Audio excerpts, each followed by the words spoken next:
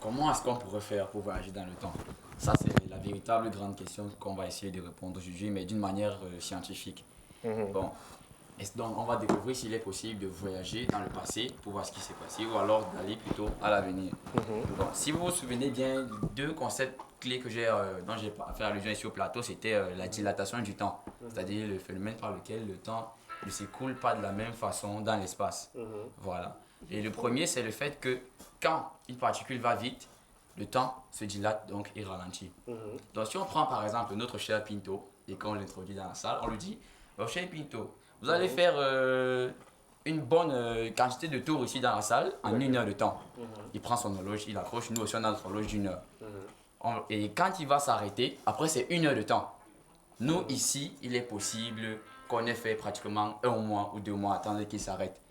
Parce que sa vitesse était très élevée. Par exemple, 5000 tours en 1 seconde. 5000 tours en Oui, 1 seconde. par exemple, oui. Voilà. Donc s'il parvient à réussir cet exploit-là, on pourrait dire qu'il a voyagé d'1 mois. Parce que quand il s'arrête, nous on a vieilli d'1 mois, lui n'a vieilli que d'1 heure. En fait, quelque chose comme ça. Le deuxième concept clé, c'est la gravitation. Vous vous souvenez que la gravitation aussi affecte le temps.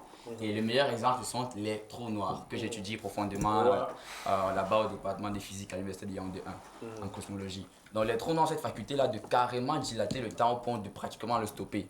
Ce qui fait que si vous amenez un jumeau qui a 1 an comme son jumeau et vous lui demandez de faire 10 ans, en revenant il est censé avoir 11 ans. Mais quand il va revenir, il aura tué l'air de quelqu'un de 2 ans et poussière. Donc voilà ces concepts clés-là de voyage dans le temps, si on tient compte de la théorie de la relativité générale. Et il y a aussi... ce n'est pas encore... Ouais, justement, c'est pas encore développé vu que ça nécessite beaucoup de travail intense encore pour la compréhension de ces phénomènes-là. Et en 2017, il y a un mathématicien de l'université britannique au Canada qui a essayé de démontrer mathématiquement que c'est possible. Il dit que si on crée une sorte de turbine là, un truc sphérique ou en anneau, et on fait voyager quelque chose là-bas à l'intérieur de l'anneau, à une vitesse supérieure à celle de la lumière, cette chose-là pourrait remonter le temps, carrément. Donc, pas que ralentir, mais remonter le temps. En physique cosmologique, Oui. est-ce que vous avez déjà essayé cette expérience? Malheureusement, non. Ça nécessite une matière exotique, c'est-à-dire qu'on n'a pas encore sur Terre, qui pourrait nous faire dépasser la vitesse de la lumière. Parce qu'à l'heure actuelle, rien ne peut dépasser la vitesse de la lumière. Donc c'est ça la principale limite de cela. Mais si vous voulez me laisser, que je vous laisse un avis, pourquoi ne serait-il pas possible de voyager déjà avec notre pensée? Si tous les matins nous nous levons en imaginant ce qui s'est passé, en se rappelant ce qui s'est passé hier, ça pourrait être un voyage dans le temps. Sauf que vous ne modifiez rien. Ou alors en projetant l'avenir, ça pourrait être un voyage dans le temps. Donc pour essayer de participer à cette proposition, je conseille à mes chers fans et les youtubeurs de répondre à ma chaîne YouTube et mon compte Facebook, de réagir à ce que je viens de dire. Et Et de poser des questions sur la chaîne YouTube. Voilà, qu'ils me disent ce qu'ils en pensent. Ok. Safok Domo, c'est le jeune talent de nous chez vous, certainement que je vais vous demander d'applaudir.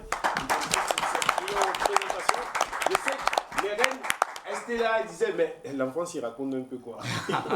Elle ne comprenait rien à ce qu'il disait, mais il n'y a pas de souci, on va y revenir et certainement te rejoindre sur la page YouTube de ta rubrique, parce que pas ton émission, parce que High Tech c'est une rubrique. Ouais. Alors, Vigie Star. Vigie Star, donc là tu es déjà une superstar. Alors, tu es sur le plateau de Nous chez vous, certainement pour te faire connaître par le grand public. Et on a aimé cette chanson, c'est vrai, il y a beaucoup de choses à faire, mais déjà, c'est déjà un très bon départ pour une artiste comme toi. Qu'est-ce qui t'habite comme énergie? Qu'est-ce qui t'habite comme énergie? En fait, j'ai toujours voulu parler à la nation. Bon, vous allez excuser la toux. Envoyer des messages. Et je ne savais pas comment m'exprimer. Il a fallu que j'emprunte ce chemin pour que bon monde m'écoute.